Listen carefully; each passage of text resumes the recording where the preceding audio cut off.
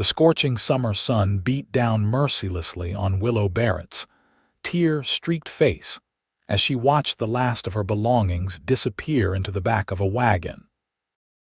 Her prized mare, Penny the chestnut beauty with a white blaze that had been her mother's final gift before passing whinnied in distress as she was led away by a stranger.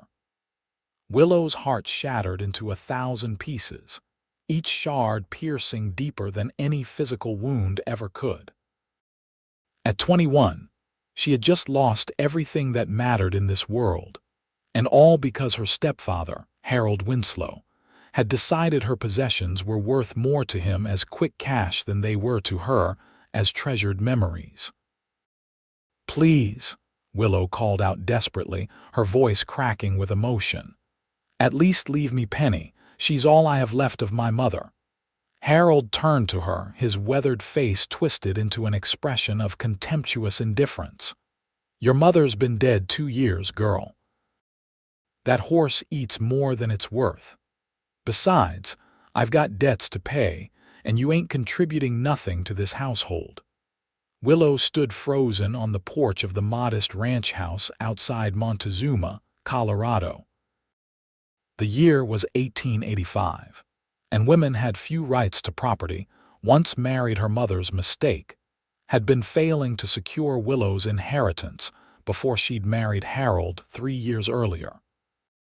Since her mother's passing, the man had shown his true nature, drinking and gambling away what little they had, while treating Willow more as a servant than family. "Where will I sleep?" "My bed," Willow began, but Harold cut her off with a dismissive wave. "There's a cot in the storage room. Should be good enough. Maybe this'll teach you to find a husband instead of spending all your time with that damn horse." He spat on the ground before turning toward town, following the wagon that carried away Willow's life.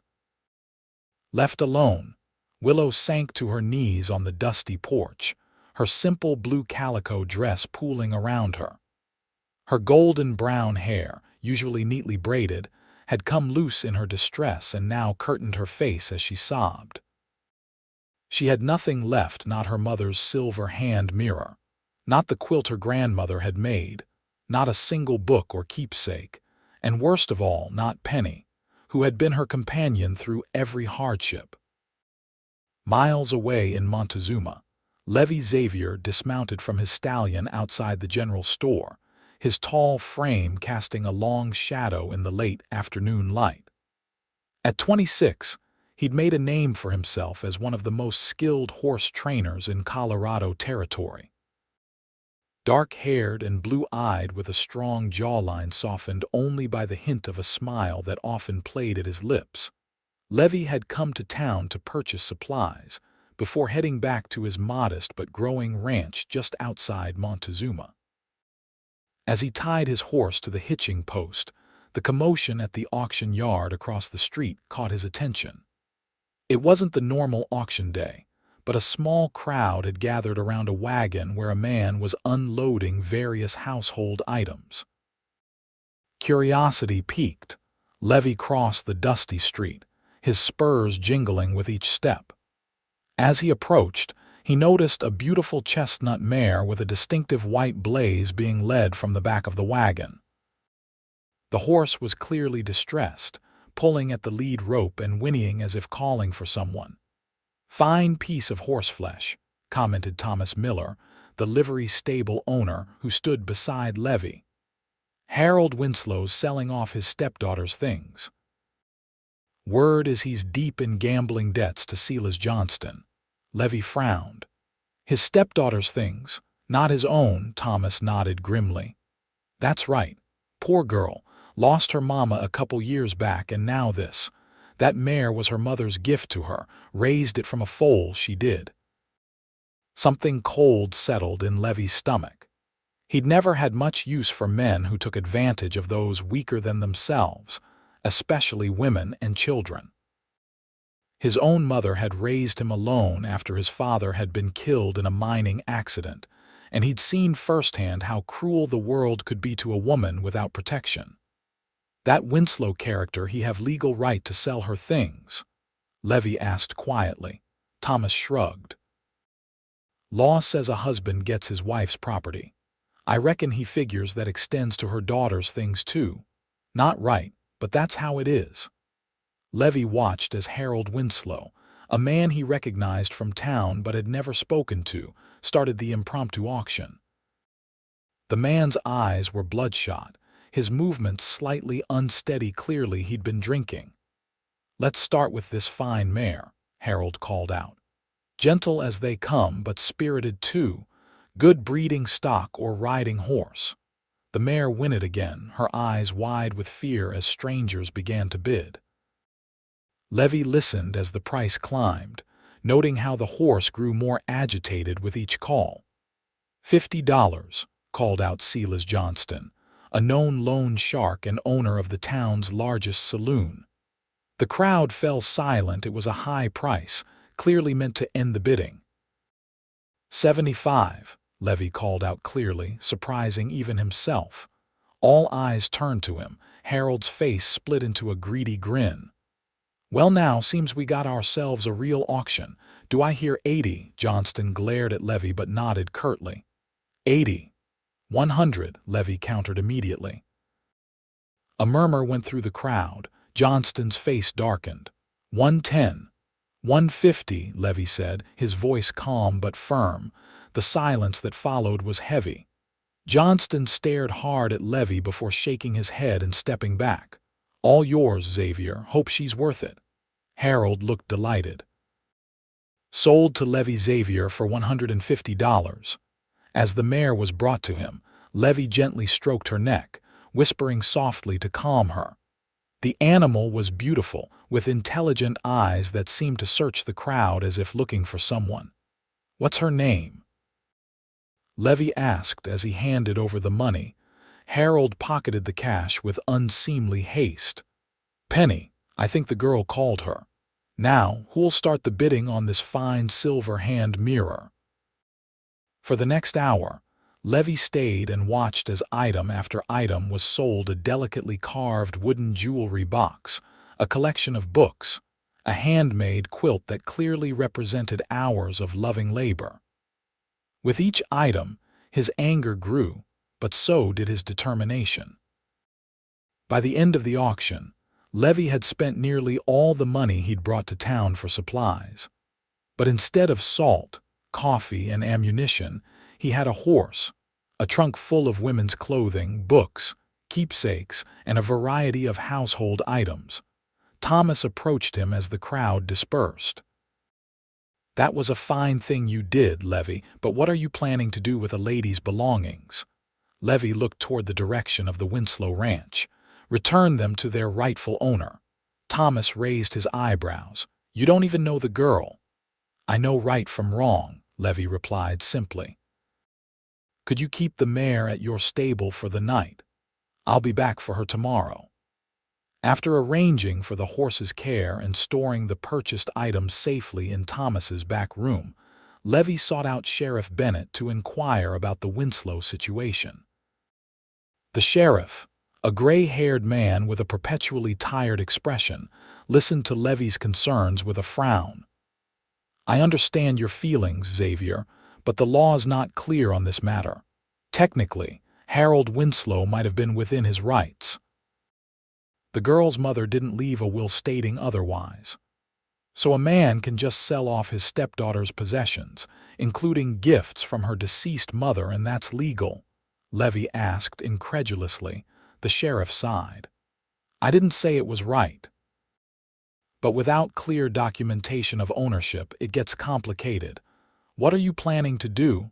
Levi straightened his hat. "I'm going to return her things." "Be careful," the sheriff warned. "Winslow's got a temper, especially when he's been drinking. And he won't take kindly to someone interfering in what he sees as his business." "I'll keep that in mind," Levi said, touching the brim of his hat in farewell. The next morning, Levi loaded Willow's belongings onto a wagon he'd borrowed from Thomas. With Penny tethered behind, he set out for the Winslow ranch. The summer sun was already high when he arrived, casting short shadows on the dusty yard. The ranch had seen better days.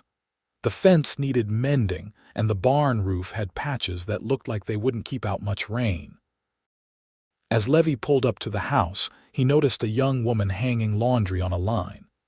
She wore a simple dress, faded from many washings, and her honey-brown hair was braided down her back. As he brought the wagon to a stop, she turned, and Levi felt his breath catch. Despite her red-rimmed eyes and the evident exhaustion on her face, Willow Barrett was strikingly beautiful. Her eyes, a remarkable shade of green, widened in shock as they moved from Levi to the wagon and finally to the chestnut mare behind it. "Penny!" she cried, dropping the wet sheet she'd been about to hang. She ran toward the horse, who whinnied in recognition and strained toward her mistress. Levi quickly dismounted and untied the mare. The moment he released her, Penny trotted to Willow, who threw her arms around the horse's neck, burying her face in the animal's mane as tears streamed down her cheeks. Levi watched the reunion, a warm feeling spreading through his chest. It was worth every cent he'd spent just to witness this moment. After a long embrace, Willow finally turned to him, her eyes filled with confusion and cautious hope. "I don't understand. Who are you? Why do you have Penny?" Levi removed his hat, suddenly aware of how forward his actions might seem. "My name's Levi Xavier, madam. I was in town yesterday when your stepfather was selling your things. I didn't think it was right, so I bought what I could." Willow's eyes darted to the wagon, now registering that it contained her trunk and other possessions. Her hand flew to her mouth. "You bought everything, but why? How could you afford it?" Levi shifted uncomfortably. "Not everything, I'm afraid. My funds weren't unlimited, but I got the mare and your personal items, clothes, books, that silver mirror, and the quilt." Tears welled up in Willow's eyes again.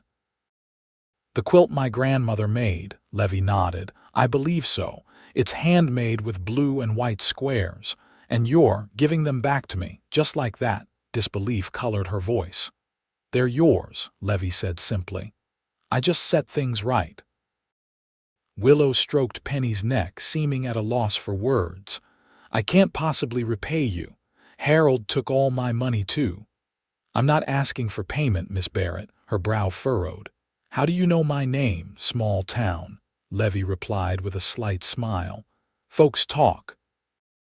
Before Willow could respond, the front door of the house slammed open, and Harold Winslow appeared on the porch, his face contorted with anger.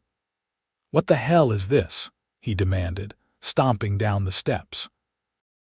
His gaze fell on Penny, then the wagon full of items he'd sold the day before, and finally on Levi. Recognition dawned. "You, the fool who overpaid for everything yesterday, what are you doing on my property?" Levi stood his ground, his body subtly shifting to place himself between Willow and her stepfather. "I've brought Miss Barrett's belongings back to her where they belong." Harold's face reddened dangerously. "Those belongings were mine to sell. You bought them fair and square." "And now I'm giving them to their rightful owner," Levi replied evenly. "The hell you are!" Harold advanced, his fists clenched. "Get off my land and take that wagon with you." Willow stepped forward. "No, Harold. Penny was my mother's gift to me. She was never yours to sell." "Your mother's dead, and everything she owned became mine, including you and your damn horse," Harold snarled. Levi's jaw tightened. "That's not how it works, Winslow. Miss Barrett is an adult, not property, and gifts given to her directly aren't yours to dispose of." "Who do you think you are, coming onto my property and telling me what's what?" Harold reached for the pistol at his hip. Levi didn't move, but his hand hovered near his own weapon. "I wouldn't do that if I were you. Sheriff Bennett knows I'm out here. Violence won't solve anything." Harold hesitated, his bleary eyes assessing Levi's steady gaze and confident stance. After a tense moment, he dropped his hand away from his gun. "Fine. Take the horse and the girl's junk. But she stays. I've fed and housed her for 3 years, and she owes me labor in return." Willow's face drained of color. Levi glanced at her, noting the fear in her eyes. "Actually," Levi said carefully, "I could use some help at my ranch. I'd be willing to hire Miss Barrett if she's interested. Proper wages, of course." Hope flickered across Willow's face before uncertainty replaced it. "I couldn't possibly. You're not taking her anywhere," Harold cut in. "She belongs here." "I'm 21 years old," Willow said, her voice stronger now. "I don't belong anywhere except where I choose to be. And I choose not to stay here another minute." She turned to Levi. "If your offer of employment is genuine, Mr. Xavier, I accept." Levi nodded, impressed by her sudden show of spirit. "It is genuine. I could use help with the house and garden while I tend to the horses. The pay's fair, and you'd have your own cabin." Harold stepped forward menacingly. "Now you listen here." "No, you listen," Willow interrupted, years of pent-up anger finally breaking through her usual restraint. "You've treated me like a burden since the day you married my mother. You've belittled me, worked me to exhaustion, and now you've tried to sell the few precious things I had left of her.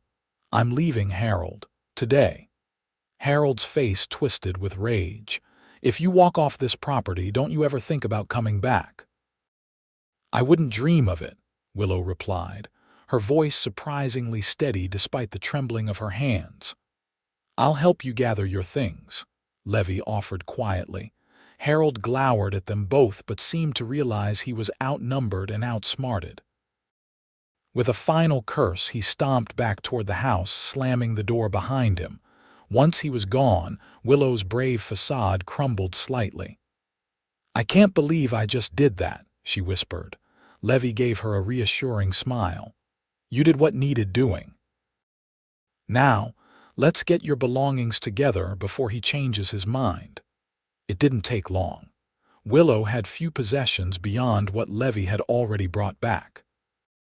She quickly packed the few items she'd acquired since her mother's death, some simple clothing, a hairbrush, a small portrait of her mother, and they loaded everything onto the wagon. As they prepared to leave, Willow cast one last look at the place that had been her home for the past 3 years. Despite the hardships she'd endured there, it was still difficult to leave the last place she'd shared with her mother. "Are you sure about this, Miss Barrett?" Levi asked gently. "I meant what I said about the job, but I don't want you to feel pressured." Willow turned to him, resolution in her green eyes. "I'm sure. And please call me Willow. It seems silly to stand on formality when you've just rescued me and all my worldly possessions." Levi smiled. "Willow it is, then, and I'm Levi." With that, he helped her onto the wagon seat beside him. Penny trotted happily behind as they headed down the long drive, away from Willow's past and toward an uncertain but hopeful future. Levi's ranch was smaller than the Winslow property, but infinitely better maintained. The main house was modest but solid, with a wide porch and fresh paint. A large barn stood nearby, surrounded by several corrals containing horses of various colors and breeds. A smaller cabin was situated about 50 yards from the main house, nestled beneath a stand of cottonwood trees. "That's where you'll stay," Levi explained, pointing to the cabin. "It's simple but comfortable. My foreman used to live there before he got married and moved into town." "It's lovely," Willow said sincerely, taking in the peaceful setting. The late afternoon sun bathed everything in a golden light, making the scene look like something from a painting. As they pulled up to the main house, a middle-aged woman emerged onto the porch, wiping her hands on her apron. Her gray-streaked dark hair was pulled back in a practical bun, and her round face wore an expression of curious surprise. "Mrs. Adler," Levi called out as he brought the wagon to a halt. "I've brought someone who'll be joining us." The woman's eyebrows rose as she took in Willow and the wagon full of belongings. "I see that," she replied, her tone neutral but not unfriendly. "And who might this young lady be?" This is Miss Willow Barrett. She'll be helping with the house and garden. Willow, this is Mrs. Martha Adler. She comes in from town 3 days a week to cook and clean. Martha Adler descended the porch steps, her assessing gaze taking in every detail of Willow's appearance. Whatever she saw seemed to satisfy her, as her expression softened slightly. "It's a pleasure, Miss Barrett. We could certainly use another pair of hands around here. Mr. Xavier works those horses from dawn till dusk and barely remembers to eat unless I remind him." Levi looked sheepish. "I'm not that bad, Mrs. Adler." "You most certainly are," the older woman retorted good-naturedly. "Now, shall we get Miss Barrett settled in her cabin? Supper will be ready in an hour." With Mrs. Adler's efficient help, they quickly moved Willow's belongings into the cabin. It was indeed simple, just one room with a bed, a small table and chair, a cast-iron stove for cooking and heating, and a chest of drawers. But it was clean and sturdy, with a window that looked out over a small meadow, and it was hers alone. "I'll leave you to freshen up," Levi said once the last item had been brought in. "We usually eat at 6. Feel free to bring Penny to the corral by the barn. I've got plenty of feed and a spare stall for her." "Thank you," Willow said, emotion thick in her voice.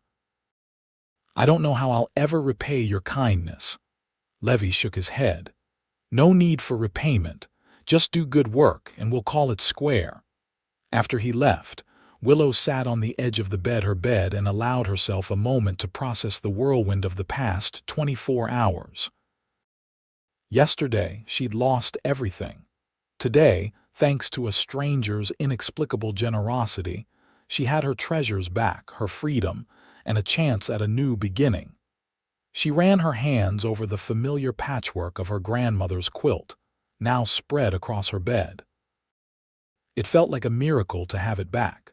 Opening her trunk, she found her mother's silver hand mirror, her small collection of books, and the other keepsakes she'd thought lost forever. Tears of gratitude filled her eyes, but she brushed them away. There had been enough crying. Now was the time for action, for building a new life. After washing her face and hands and changing into a fresh dress, Willow made her way to the barn with Penny. The mare seemed delighted with her new surroundings, perking her ears at the sight of other horses and the smell of fresh hay. Levi was in the largest corral, working with a spirited black stallion. Willow paused to watch, impressed by his skill. He moved with confident grace, his commands firm but never harsh. The horse, clearly young and not fully trained, responded to him with growing trust. "He has a way with them, doesn't he?" Willow started at the voice beside her.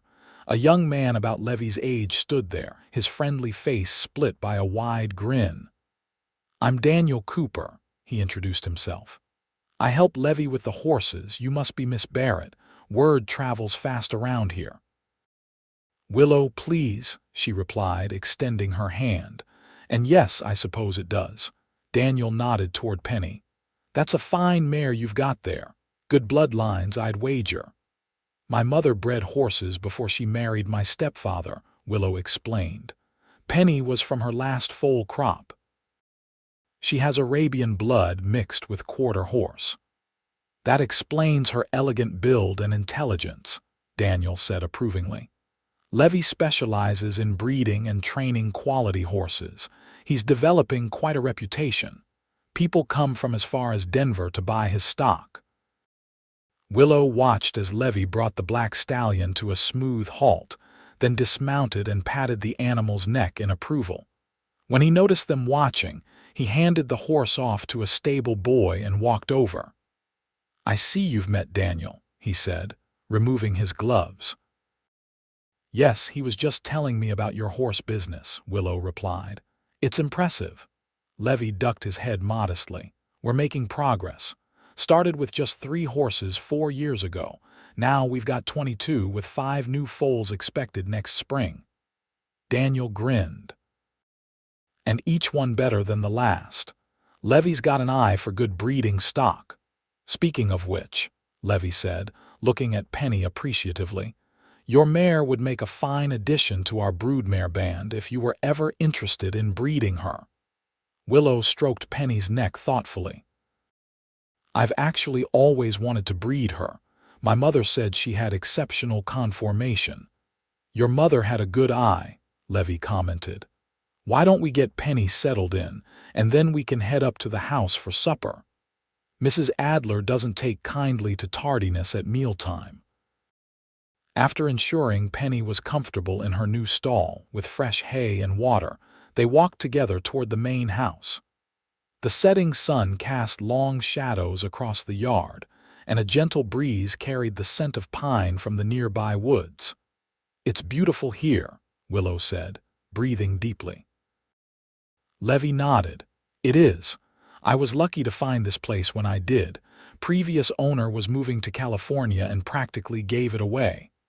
"Have you always worked with horses?" Willow asked. "Pretty much. My pa worked in the mines, but that killed him when I was 10. Ma and I moved here from Pennsylvania, and I started working at the livery in town to help make ends meet. Found I had a knack for handling difficult horses. Saved every penny until I could buy my first mare and stallion." The casual mention of his father's death and subsequent hardships reminded Willow that she wasn't the only one who had faced loss. There was an underlying strength to Levi that spoke of someone who had weathered difficulties and emerged resilient. Supper was a simple but delicious affair of beef stew, fresh bread, and apple pie. Mrs. Adler was an excellent cook, and the conversation flowed easily around the table. Daniel, it turned out, lived in a room above the barn and had been working for Levi for 3 years. He was full of stories and good humor, keeping them entertained with tales of horse training mishaps and local gossip. As they ate, Willow found herself studying Levi when he wasn't looking.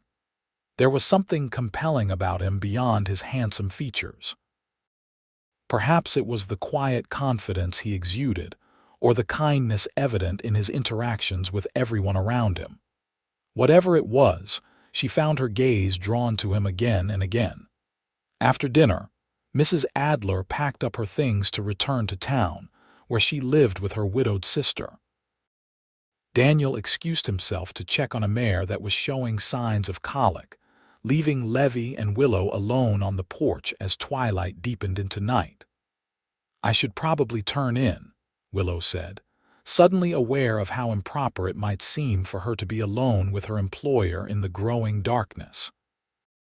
"It's been quite a day," Levi nodded. "Of course. We start early here, breakfast at 5:30 if that suits you. That's fine, I'm used to early mornings." Willow hesitated, then added, "I want to thank you again, Levi, what you did for me. I don't have the words." In the dim light of the porch lantern, she could see his expression soften. "You don't need to keep thanking me, Willow. I just did what any decent person would do." "No," she said firmly. "What you did was extraordinary. Most men would have minded their own business, or worse, seen an opportunity to take advantage of my situation. You spent your hard-earned money to help a complete stranger with no expectation of return. That's rare in this world." Levi looked uncomfortable with the praise. "My mother raised me to believe that we're measured by how we treat those who can do nothing for us in return." "She sounds like a wise woman." "She was," Levi said softly. "Lost her 2 winters ago to pneumonia." Willow's heart clenched in sympathy. "I'm sorry. It's hard, isn't it?" "Losing your mother." Levi met her gaze, and in that moment, there was a profound understanding between them, the shared experience of that particular grief creating an instant bond. "It is," he agreed, "but it gets easier to bear with time." They stood in companionable silence for a moment before Willow reluctantly stepped toward the stairs. "Good night, Levi. I'll see you in the morning." "Good night, Willow. Sleep well." As she walked back to her cabin under the star-filled Colorado sky, Willow felt a strange mixture of emotions. Grief for all she had lost, gratitude for what had been returned to her, anxiety about her uncertain future, and most surprisingly, a flutter of something warm and unfamiliar when she thought of Levi Xavier's kind blue eyes and gentle smile. The next few weeks established a routine that Willow found both satisfying and healing. She rose each day before dawn, tended to Penny, then helped prepare breakfast with Mrs. Adler on the days the older woman was there, or by herself when Mrs. Adler was not. Mornings were spent cleaning the main house, while afternoons were devoted to the vegetable garden that provided much of their produce. Levi was true to his word about fair wages. At the end of her first week, he handed her an envelope containing more money than Harold had ever allowed her to keep from her mother's estate. The feeling of financial independence, however modest, was exhilarating. As July turned to August, Willow found herself increasingly drawn to watch Levi work with the horses. His patient, gentle approach to training revealed a deep respect for the animals that matched her own. Sometimes, when he noticed her observing from the fence, he would explain what he was doing and why, teaching her techniques her mother hadn't known. One warm afternoon, as Willow was hanging laundry on the line behind the house, Levi approached, leading a stunning bay gelding. "You ride?" he asked without preamble. Willow smiled. "I practically grew up on horseback. My mother made sure of that." "I thought as much. I'm delivering this fellow to a customer in Silver Creek tomorrow. Thought you might like to come along. It's a pretty ride and you could use Penny. Might be nice for you to see more of the area." Willow hesitated only briefly. The prospect of a day away from chores, riding through the mountains with Levi, was too tempting to resist. "I'd love to." "Good, we'll leave after breakfast. It's about 3 hours each way, so pack a lunch. Mrs. Adler left some cold chicken and biscuits we can take." The next morning dawned clear and perfect for riding. Willow wore her most practical outfit, a split riding skirt her mother had made for her and a simple blouse, and braided her hair tightly to keep it from tangling in the wind. When she led Penny from the barn, the mare pranced excitedly, clearly eager for an adventure. Levi was waiting in the yard, already mounted on his gray stallion, Shadow, with the bay gelding tethered beside him. He gave an appreciative nod as Willow mounted Penny with practiced ease. "You sit a horse well," he commented. "So do you," she returned, settling into her saddle. "Shall we?" They rode side by side where the trail allowed it, talking easily about horses, ranching, and the spectacular scenery around them. The high mountain air was crisp and scented with pine, and wildflowers still dotted the meadows they passed. "Tell me about your mother," Levi said as they paused by a stream to let the horses drink. "You mentioned she bred horses," Willow nodded, a bittersweet smile playing on her lips. "She was remarkable. My father died when I was very young. I barely remember him. She took over his small horse farm and turned it into a successful business. People came from all over to buy her stock." "What happened?" Willow's smile faded. "She met Harold when I was 18. He seemed so charming at first, so attentive. After they married, things changed. He convinced her to sell the farm and move to his ranch, said it would be easier for her, that she deserved to rest after working so hard. She was already sick by then. We didn't know it was consumption, not at first." She sighed. "By the time we realized how serious it was, Harold had sold most of her horses except for Penny, whom she'd specifically given to me after she died. Well, you know the rest." Levi's expression was thoughtful. "You've had more than your share of hardship for someone so young." "Haven't we all in one way or another?" Willow replied, meeting his gaze. "You lost your father, then your mother. You've known grief too." He nodded slowly. "That I have, but I've also known joy. My mother may have worked hard to raise me alone, but she made sure there was laughter in our home." And I've been fortunate enough to build something I'm proud of with this ranch." "You should be proud," Willow said sincerely. "What you've accomplished is impressive." A faint blush colored Levi's cheeks at her praise. "We should keep moving if we want to reach Silver Creek by noon," he said, changing the subject. The ride to Silver Creek was as beautiful as Levi had promised.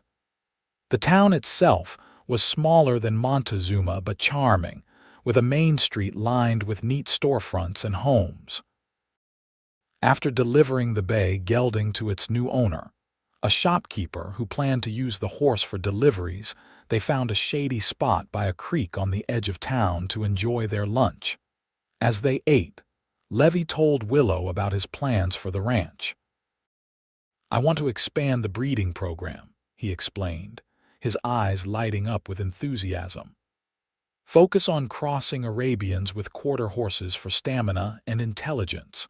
The army's always looking for good cavalry mounts, and the right horses can bring top dollar." "That sounds like exactly what my mother was trying to do," Willow said, surprised. She believed the Arabian blood added refinement and endurance to the quarter horse's strength. "She was right," Levi agreed. "I've seen the results in Penny." "You said your mother kept records of her breeding program," Willow nodded. "Yes, meticulous ones. I have her breeding journal in my trunk. Harold never saw any value in it, so he didn't bother to sell it. I'd love to see it sometime if you wouldn't mind. It could be valuable information."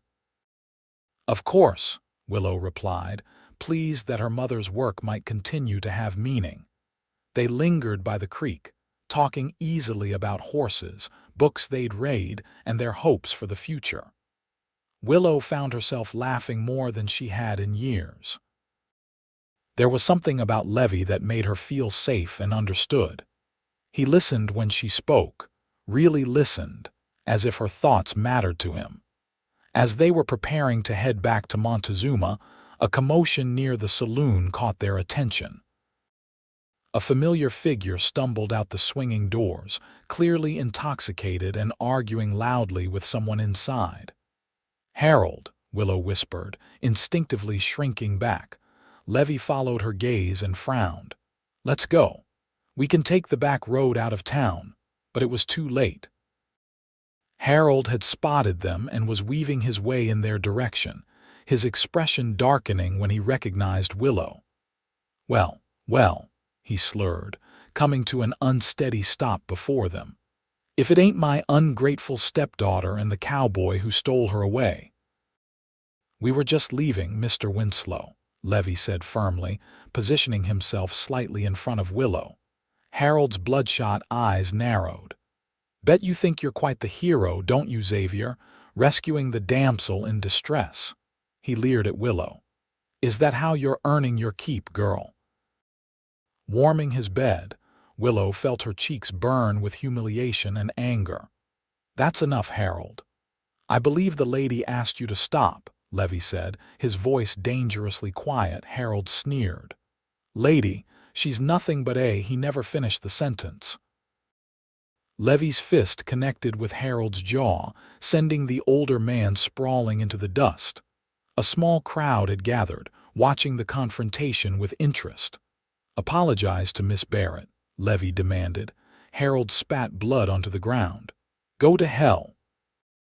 Levi took a step toward him, but Willow laid a restraining hand on his arm. "He's not worth it," she said softly. "Please, let's just go." After a tense moment, Levi nodded curtly.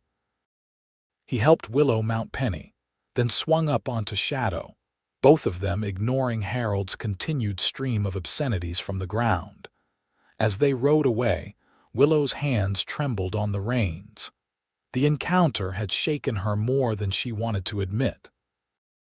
For all her brave words to Levi, seeing Harold again had brought back the fear and helplessness she'd felt under his roof.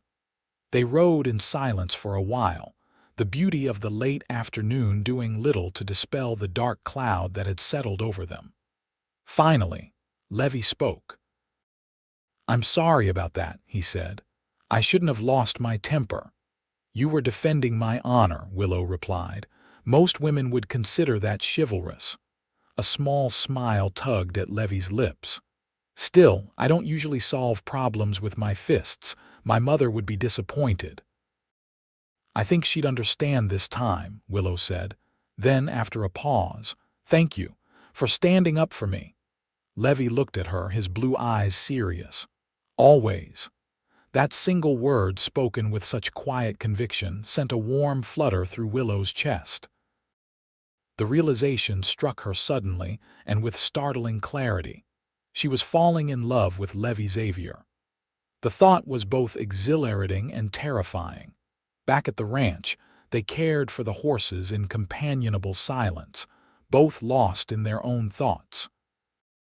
As Willow brushed Penny's gleaming coat, she wondered what Levi was thinking. Did he see her only as an employee in need of protection? As a charity case? Or could there be something more growing between them? Over the next few weeks, Willow found herself looking for signs that Levi might return her feelings. Sometimes, she thought she caught him watching her when he thought she wasn't looking. Other times, their hands would brush accidentally as they passed tools or dishes, and he would hold the contact a moment longer than necessary. But he never spoke of anything beyond friendship, and Willow was too uncertain of her position to risk rejection. September brought the first hints of autumn, with cooler nights and the occasional yellow leaf among the green. The garden needed harvesting, and Willow spent long days canning vegetables and preserving fruit for the winter ahead. Levi was equally busy preparing the ranch for the changing season, repairing fences and ensuring adequate hay was stored for the horses. One crisp morning, Willow was in the garden picking the last of the tomatoes when she heard the sound of approaching riders. Looking up, she saw 3 men she didn't recognize coming down the drive toward the main house. Levi emerged from the barn to meet them. Even from a distance, Willow could tell the conversation was tense. Levi's posture had stiffened, and he crossed his arms defensively as the lead rider, a heavy-set man with an expensive-looking coat, spoke animatedly, gesturing toward the corrals and barn. Curious and slightly concerned, Willow set down her basket and moved closer, ostensibly to draw water from the well but really to hear what was being said. "Final offer, Xavier," the heavy-set man was saying. "5,000 for the whole operation. Land, buildings, and stock. It's more than fair." Levi shook his head. "As I've told you before, Mr. Johnston, the ranch isn't for sale. Not at any price." Willow recognized the name Silas Johnston, the loan shark from Montezuma who had bid against Levi for Penny. "Don't be a fool," Johnston replied, his tone hardening. "You're sitting on land that could be producing gold, not horses. The mining company I represent is prepared to be generous now, but our patience isn't endless." "There's no evidence of gold on this property," Levi countered. "And even if there were, I'm not interested in tearing up good grazing land for a mining operation." Johnston's eyes narrowed. "Things can get difficult for a small rancher around here. Equipment breaks mysteriously. Horses go missing. Accidents happen. Are you threatening me, Johnston?" Levi's voice was cold. The older man spread his hands in a gesture of false innocence. "Just stating facts of ranch life. Think about our offer. You could start fresh somewhere else with a nice nest egg." With that, Johnston wheeled his horse around and the 3 men rode away, leaving a cloud of dust in their wake. Levi stood watching them go, his jaw tight with anger. When he turned and saw Willow by the well, his expression softened slightly. "How much did you hear?" he asked, walking toward her. "Enough," she replied. "He wants to buy the ranch for mining," Levi nodded grimly. "He's been after it for months. Started with polite inquiries, then moved on to increasingly generous offers and now apparently threats." "Do you think he's serious about the threats?" "Johnston doesn't make idle threats," Levi said, his expression troubled. "But I'm not selling. This land has been my dream since I was a boy. I won't let him take it." Willow laid a hand on his arm. "Is there anything I can do to help?" Levi covered her hand with his own, the simple touch sending warmth up her arm. "Just having you here helps more than you know." Their eyes met, and for a moment Willow thought he might say more. But then Daniel called from the barn about a problem with one of the pregnant mares, and the moment was lost. That night, Willow couldn't sleep. She paced the small confines of her cabin, worried about Johnston's threats and what they might mean for Levi and, by extension, for her.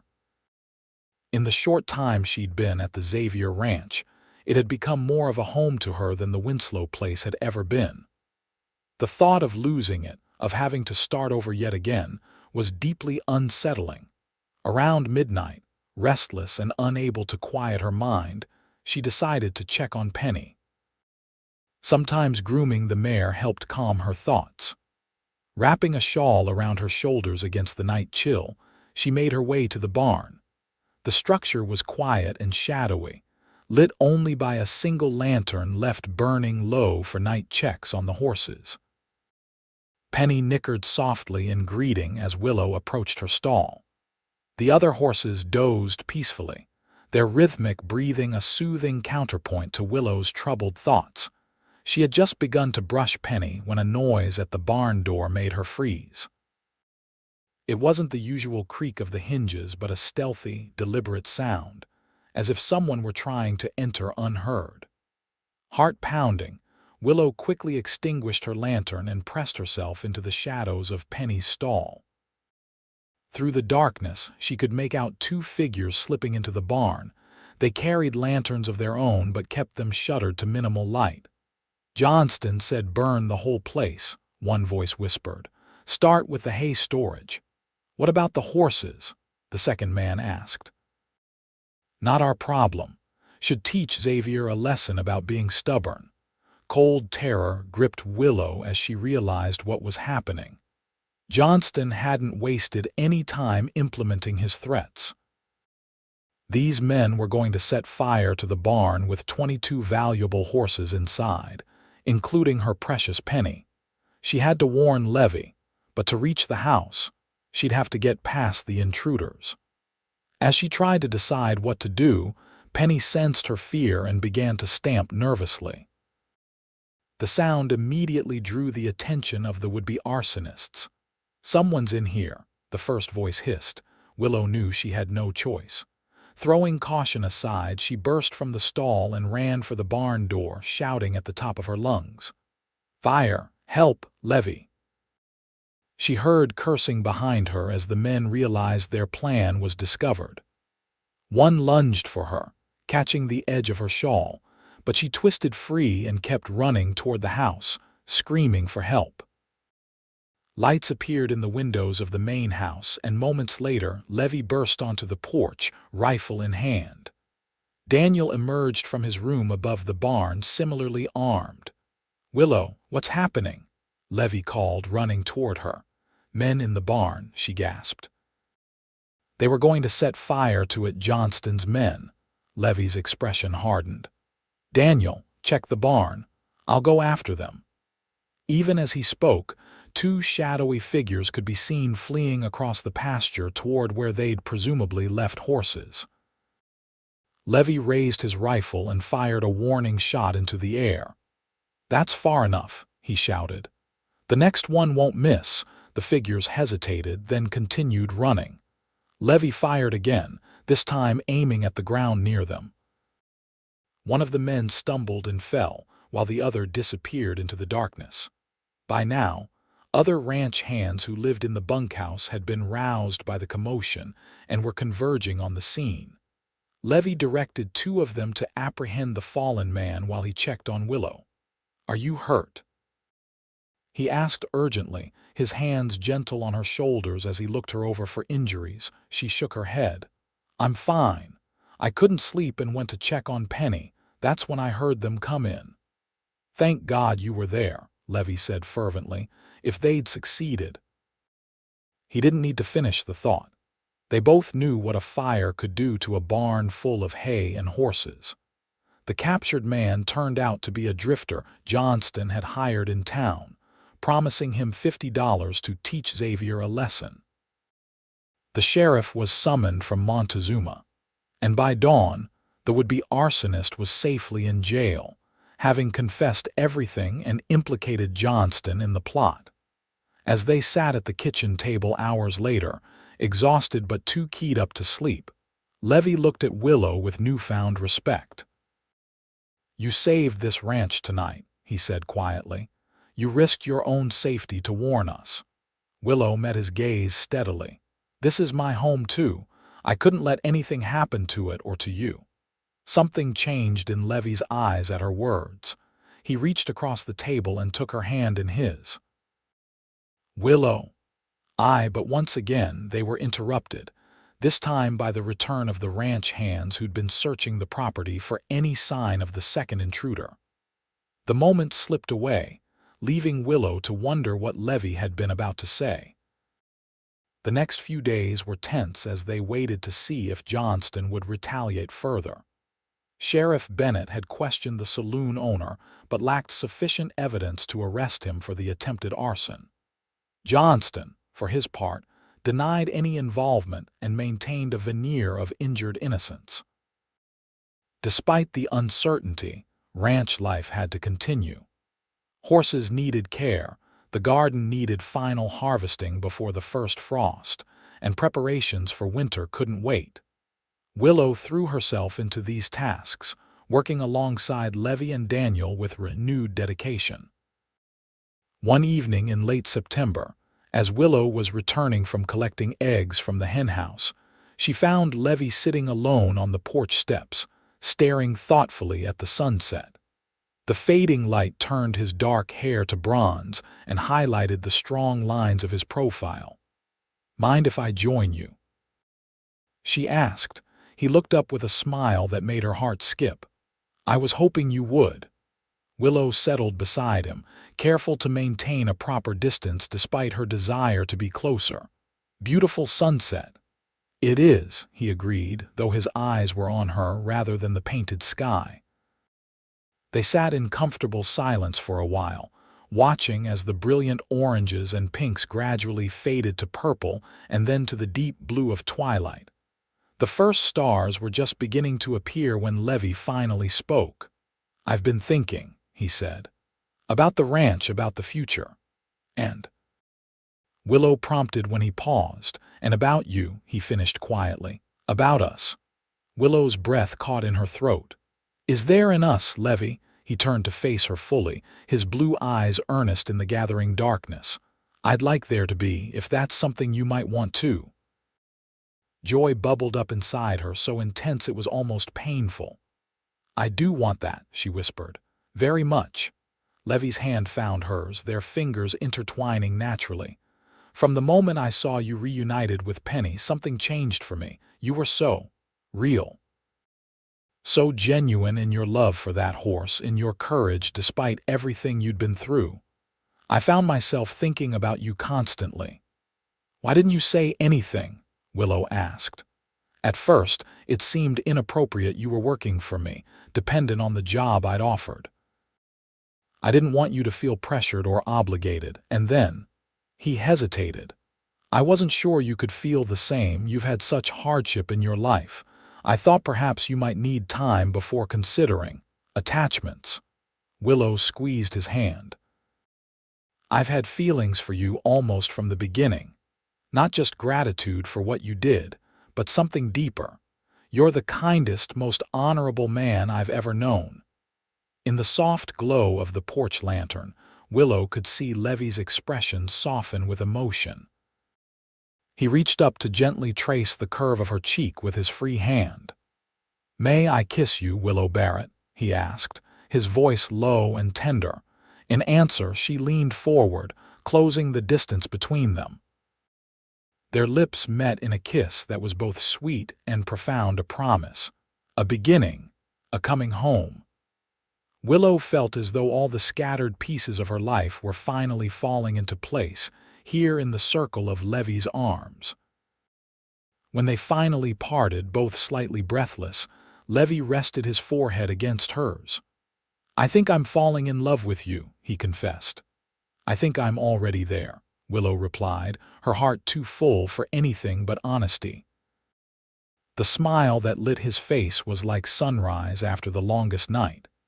He drew her close again, and this time their kiss was deeper, filled with the joy of mutual discovery and the promise of a future together. The weeks that followed were the happiest of Willow's life. Though she continued her work around the ranch, her relationship with Levi had transformed into something precious and profound. They still maintained propriety. Willow kept her cabin, and Levi the main house, but they spent every possible moment together, talking, riding, sharing meals, and gradually learning the contours of each other's hearts. October painted the mountains with gold and crimson. The ranch work shifted toward winter preparations, splitting firewood, repairing roofs, and ensuring adequate supplies were stored against the coming snow. Willow found herself not dreading the cold months ahead, as she had in previous years, but looking forward to them. The thought of snowy evenings by the fire with Levi, perhaps reading aloud from one of her beloved books, filled her with quiet anticipation. One crisp afternoon, as they rode the property boundaries checking fences, Levi suggested they stop at a particular overlook. The view was spectacular. The valley spread below them like a patchwork quilt, with the ranch buildings nestled among the trees and mountains rising majestically in the distance. "I never tire of this sight," Levi said as they dismounted. "No wonder Johnston wants this land. It's the most beautiful place in Colorado." "It is beautiful," Willow agreed, breathing in the pine-scented air. "But it's more than the land itself. It's what you've built here, a place of peace and purpose." Levi took her hand, his expression suddenly serious. "I've been thinking about what would make it even better." "Oh, and what's that?" Willow asked lightly, though her heart had begun to race at his tone. Instead of answering directly, Levi reached into his pocket and withdrew a small velvet box. Willow's breath caught as he dropped to one knee before her. "Willow Barrett, these past months have been the happiest of my life. You've brought joy, laughter, and love to my home and my heart. I can't imagine my future without you in it." He opened the box to reveal a delicate gold ring set with a small but perfect diamond. "Will you do me the great honor of becoming my wife?" Tears of happiness filled Willow's eyes. "Yes," she said without hesitation. "Yes, Levi, I will marry you." His hands trembled slightly as he slipped the ring onto her finger. Then he was on his feet, lifting her in his arms and spinning her around as they both laughed with pure joy.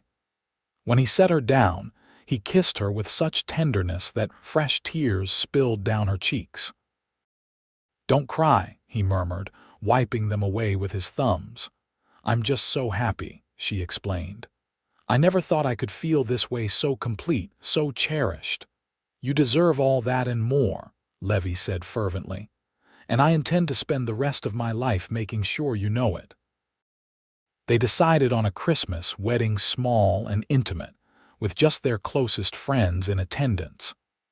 Mrs. Adler took charge of the preparations with delighted efficiency, promising a celebration that the whole town would remember. Word of their engagement spread quickly through Montezuma. Most responses were warm congratulations, but not all reactions were positive. Harold Winslow, still nursing his grudge, made disparaging comments about Willow in the saloon, suggesting that she had manipulated Levi for his property. Johnston, still smarting from his thwarted attempt to acquire the ranch, joined in the malicious gossip. Willow tried not to let these rumors bother her, but they stung nonetheless. Levi, upon hearing what was being said, was furious. "I should call them both out," he fumed one evening as they sat before the fire in the main house, "and give credence to their nonsense." "No," Willow shook her head firmly. People who know us understand the truth. The others don't matter. Levi sighed, calming somewhat at her reasonable words. You're right, of course, but I hate that they're trying to tarnish something so beautiful. Nothing they say can touch what we have, Willow assured him, resting her head on his shoulder. Besides, after the wedding, I'll be Mrs. Levi Xavier. What could be better than that? He smiled at that, turning to kiss her forehead. Nothing in this world. As their wedding day approached, the ranch became a flurry of activity. The main house was decorated with evergreen boughs and red ribbons. Mrs. Adler outdid herself baking cakes and pies, while Daniel and the other ranch hands ensured everything was in perfect order, from the freshly painted fence around the yard to the gleaming tack in the barn. 3 days before Christmas, and 2 days before their wedding, Levi had to travel to Denver to finalize a horse sale that couldn't be postponed. He was reluctant to leave, even briefly, but the buyer was an important Army officer who could bring valuable business in the future. I'll be back tomorrow night at the latest, he promised as he prepared to depart. Just a quick trip, sign the papers, collect the payment, and straight home to you. Willow kissed him goodbye, trying to ignore the small knot of anxiety in her stomach. Be careful on the roads. They said there might be snow. I will, and you be careful here. Johnston's been quiet, but I don't entirely trust it, she nodded. Daniel and the boys will be around. I'll be fine. After Levi rode away, Willow busied herself with final wedding preparations. She worked on her dress, a simple but elegant creation of cream-colored silk that Mrs. Adler had helped her design, and baked Levi's favorite apple tarts for his return. That evening, as she was preparing for bed, a knock at her cabin door startled her. Cautiously, she called out, "Who is it?" "It's Daniel, Miss Willow. Sorry to disturb you, but there's a problem with one of the mares. She's foaling early and it's not going well. Could use your help if you're willing." Relieved it wasn't trouble, Willow quickly threw on her coat over her nightdress and hurried to the barn.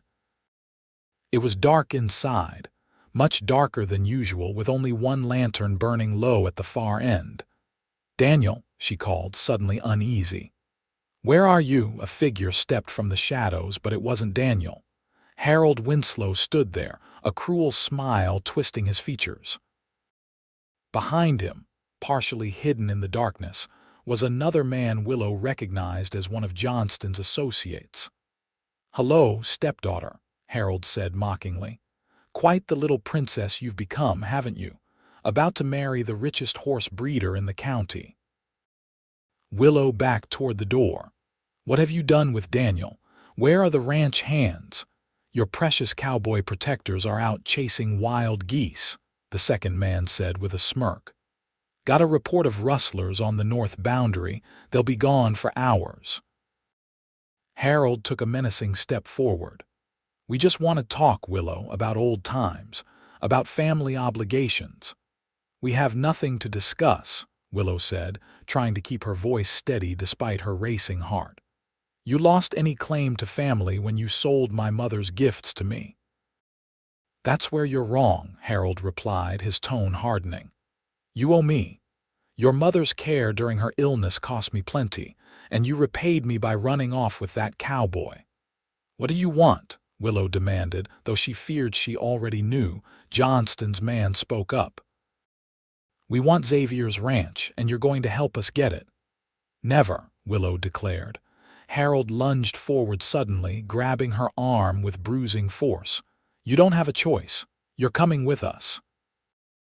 When Xavier returns tomorrow, he'll find a note explaining that you've run off unless he signs the ranch over to Johnston. Given how besotted he is with you, I reckon he'll do it without blinking." Willow struggled against his grip. "He'll never believe I'd leave him." "Not 2 days before our wedding." "He will when he reads your note," Johnston's man said, producing a piece of paper. "All about how you never really loved him, just wanted security after your poor treatment by your stepfather." How you've run off with an old sweetheart from back east who's offered you a better life. You're insane if you think this will work, Willow said, still fighting Harold's hold. Levi knows me.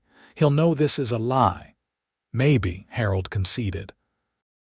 But by the time he figures it out, you'll be long gone. And if he wants you back, he'll make the trade you for the ranch.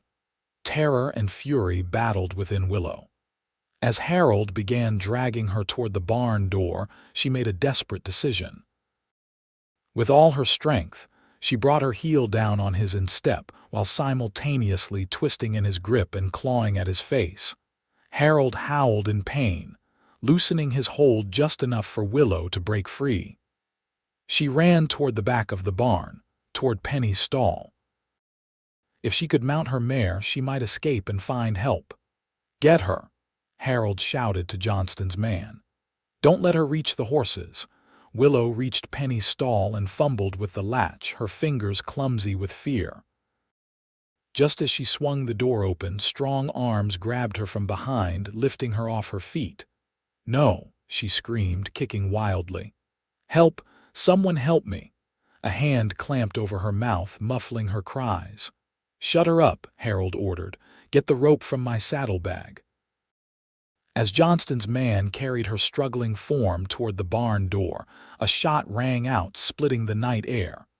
The man holding Willow froze. "Let her go," came a familiar voice from the doorway. "Now." Daniel stood there, rifle raised and expression grim. Behind him were two of the ranch hands, similarly armed. Johnston's man slowly lowered Willow to her feet but kept a tight grip on her arm. "This isn't what it looks like," he began. "It looks like kidnapping to me," Daniel replied coldly. "Let Miss Barrett go and step away, or the next shot won't be a warning." Harold, who had pressed himself against the barn wall at the sound of the shot, spoke up. "She's my stepdaughter. I have the right, you have no rights here," Daniel cut him off. "Miss Barrett is a grown woman who makes her own choices, and she chose not to go with you. Now both of you, hands where I can see them." For a tense moment, it seemed Harold and his accomplice might resist. But faced with three armed men, they eventually raised their hands in surrender. Johnston's man released Willow, who immediately ran to Daniel's side. "You boys tie these two up," Daniel instructed the ranch hands. "We'll take them to the sheriff in the morning. Miss Willow, are you hurt?" She shook her head, though she was trembling from head to toe. "No. They were going to use me to force Levi to sign over the ranch." Daniel's normally cheerful face was hard with anger. "Johnston's gone too far this time. This is attempted kidnapping. He won't walk away from this so easily." Once Harold and his accomplice were securely bound, Daniel escorted Willow back to her cabin. "I'll keep watch outside tonight," he assured her. "No one will get near you." "Thank you, Daniel. But how did you know? They said you'd been sent to the north boundary on a false alarm." Daniel smiled grimly. "I was, but something felt wrong about the report, the timing with Levi away, so I sent the other boys but doubled back myself. Good thing I did." Sleep was impossible for Willow that night. Every sound made her start, every shadow seemed threatening. She sat in a chair by the window, wrapped in her grandmother's quilt, watching for dawn and for Levi's return. Morning came with a light snowfall, delicate flakes drifting from a pearl-gray sky. Daniel and the ranch hands took their prisoners to town, while Willow tried to occupy herself with wedding preparations, though her hands still shook when she remembered the previous night's events. By afternoon, a proper winter storm had developed. Snow fell thickly now, driven by an increasingly bitter wind. Willow stood at the window of the main house, watching the road anxiously. Levi should have been back by now. Had the storm delayed him? Or was there another, more sinister explanation? As dusk approached, her worry deepened. The road to Denver wound through mountain passes that could be treacherous in snow. What if Levi had been caught in the storm? What if he'd had an accident? Or worse, what if Johnston had arranged another ambush? Unable to bear the uncertainty any longer, Willow was preparing to saddle Penny and go looking for him when she heard the blessed sound of hoofbeats in the yard. She flung open the door to see Levi dismounting from Shadow, both man and horse covered in snow. "Levi!" she cried, running to him without regard for the storm. He caught her in his arms, his cold face lighting with joy at the sight of her. "Willow, what are you doing out in this weather without a coat?" She couldn't answer, could only cling to him, overwhelmed with relief. Her tears were warm against his cold cheek. "Hey, what's wrong?" he asked gently, pulling back to look at her face. "What's happened?" Through chattering teeth, Willow managed. "Let's get inside, I'll tell you everything." Once in the warmth of the house, with Shadow safely stabled and Levi changed into dry clothes, they sat before the fire while Willow recounted the events of the previous night. Levi listened in growing horror and anger. "I'll kill them," he said when she finished, his voice low and dangerous. "Johnston, Harold, both of them." Willow laid a calming hand on his arm.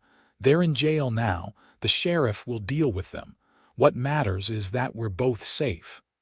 Levi pulled her into his arms, holding her as if he never intended to let go. "When I think what might have happened if Daniel hadn't suspected something. I can't lose you, Willow, I can't." "You won't," she promised, resting her head on his chest. "Tomorrow I'll be your wife. Nothing and no one will separate us after that." Despite the drama of the previous days, their wedding dawned perfect and bright. The storm had passed during the night, leaving behind a glistening white landscape that sparkled in the winter sunshine.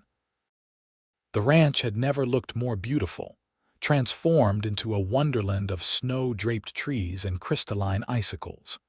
In her cabin, Willow prepared with Mrs. Adler's help, donning the cream silk dress and arranging her hair in a crown of braids interwoven with small white flowers.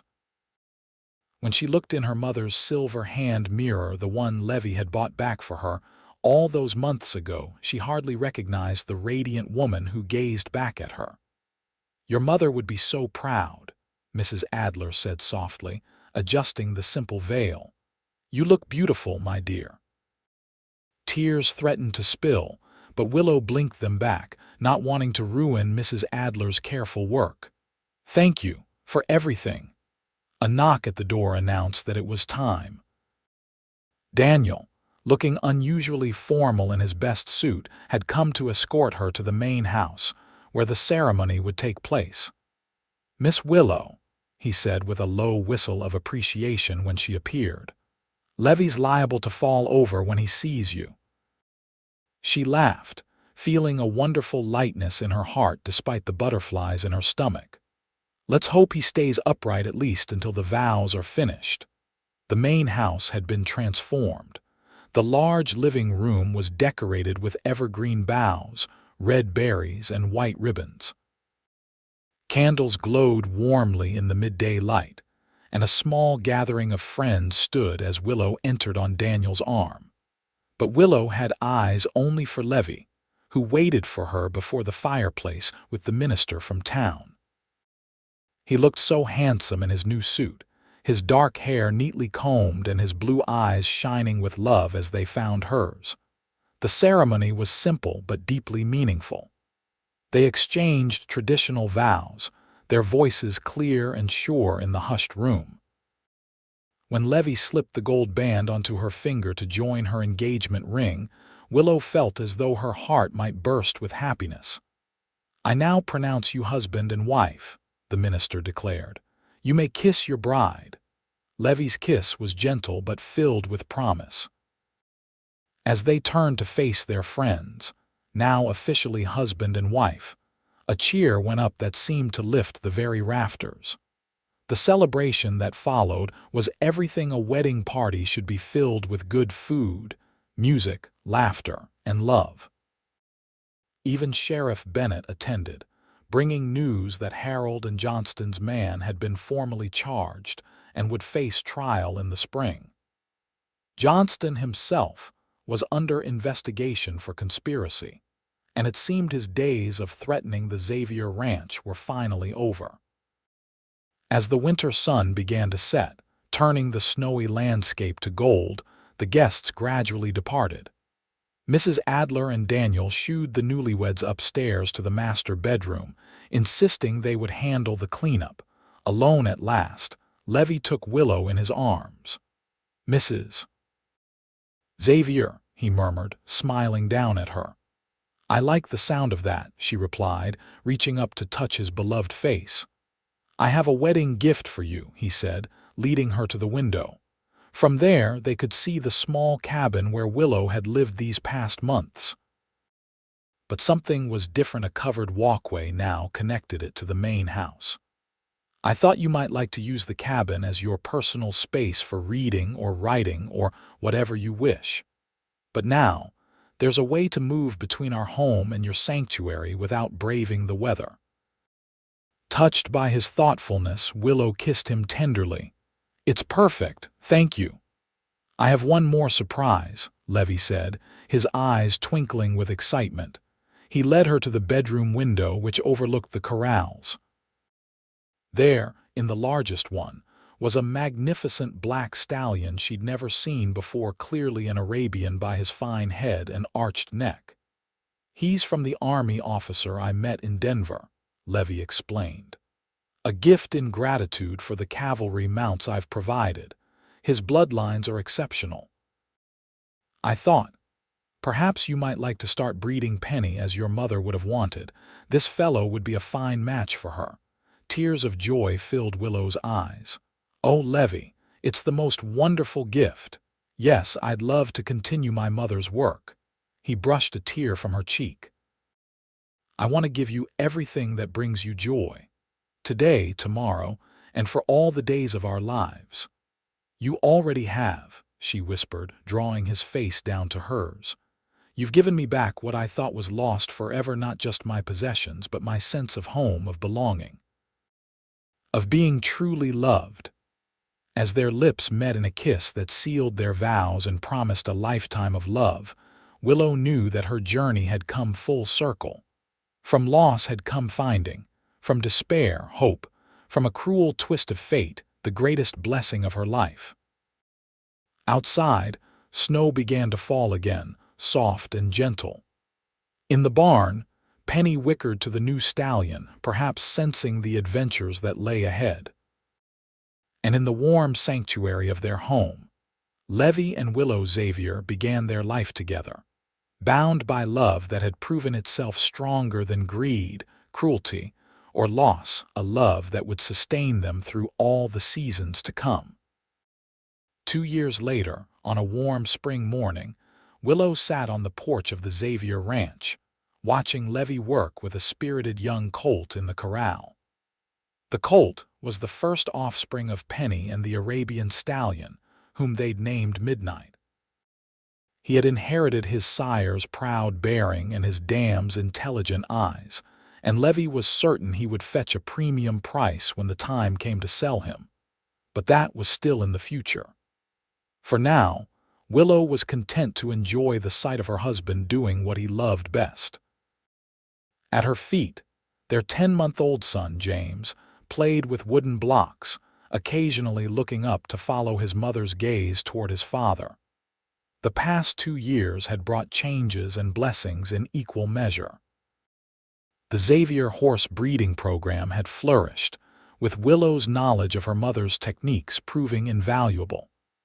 They had expanded the operation, adding new bloodlines and building a reputation that brought buyers from as far away as California and Texas. Harold Winslow and Johnston's accomplice had been convicted of attempted kidnapping and sentenced to 5 years in the territorial prison. Silas Johnston, though not directly implicated, had found his influence in Montezuma greatly diminished by the scandal. He had eventually sold his businesses and moved away, much to everyone's relief. Most precious of all was the arrival of James Henry Xavier, named for both his grandfathers. With his father's blue eyes and his mother's golden brown hair, he was the perfect blend of them both in appearance and temperament, curious, determined, and already showing signs of sharing their love for horses. As Willow watched, Levi brought the colt to a perfect halt, then rewarded him with a pat and a treat. Looking up, he caught sight of his wife and son on the porch and waved, his smile as warm and genuine as ever. He said something to Daniel, who had been assisting with the training, then handed off the lead rope and headed toward the house. "How's my beautiful wife this morning?" he asked, climbing the steps to join them. He scooped up James, who squealed with delight as Levi tossed him gently in the air before settling him on his hip. "Feeling blessed," Willow replied honestly. "Just watching you with that colt, thinking about how far we've come." Levi sat beside her, keeping James entertained with a small wooden horse he pulled from his pocket. "That colt's going to be something special, just like his dam." He reached over to squeeze her hand, just like his dam's owner. Willow leaned her head against his shoulder, contentment washing over her like the warm spring sunshine. "Do you ever think about that day, when you bought back my things from Harold?" "Often," Levi admitted, "though not for the reason you might think." "Oh, what reason then?" He smiled, the expression lighting his eyes with the love that still made her heart skip. "I think about how close I came to not being in town that day. I almost sent Daniel instead, if I had." He shook his head. "It scares me to think we might never have found each other." "But we did," Willow said softly, "and look at all we've built together." She gestured toward the expanded corrals, now home to nearly 40 horses, to the thriving garden where she still loved to work despite having help now, to the renovated and enlarged main house that had become such a warm and welcoming home. And finally, to their son, now contentedly chewing on the wooden horse in his father's lap. "You gave me back everything I'd lost, Levi," she continued. "My possessions, yes, but more importantly, you gave me back hope, faith in goodness, the courage to love again." "You've given me just as much," he replied, his voice husky with emotion. "A family, purpose, joy I never thought possible." James, apparently deciding his parents had been ignoring him long enough, began to fuss. Levi bounced him gently, then asked, "Should I take him in to Maria? It's nearly time for his nap." Maria was their housekeeper, a widow from town who had replaced Mrs. Adler when the older woman had decided to retire the previous year. She had a special fondness for James and was always happy to look after him while Willow worked with the horses or in the garden. "In a minute," Willow said, reaching for her son. She cuddled him close, breathing in his sweet baby scent. "I actually have something to tell you first." Levi raised an eyebrow, a smile playing at his lips. "Oh, something important. Very." Willow's green eyes danced with joy as she made her announcement. "James is going to be a big brother come fall." For a moment, Levi looked stunned. Then his face split into a grin of pure delight. "Truly, you're certain?" she nodded, laughing at his expression. "Dr. Simmons confirmed it yesterday when I went into town." With a whoop of joy, Levi gathered both her and James into a careful embrace. "This is wonderful news. Another child. I hope it's a girl this time. A little beauty just like her mother." "Boy or girl, it doesn't matter," Willow said. "As long as they're healthy and have your kind heart." Levi kissed her, a tender affirmation of their shared joy. "I love you, Willow Xavier, more with each passing day." "And I love you," she replied. "My gallant cowboy who bought back my treasures and stole my heart." Together, they sat on the porch of their home, their son between them, the future bright with promise. From the corral, Penny nickered softly, as if offering her own congratulations. The mare was older now, but still beautiful. Still Willow's cherished link to her mother and to the past that had shaped her. As the spring breeze carried the scent of new growth and endless possibilities, Willow silently thanked whatever twist of fate had brought Levi Xavier to that auction in Montezuma 3 years ago.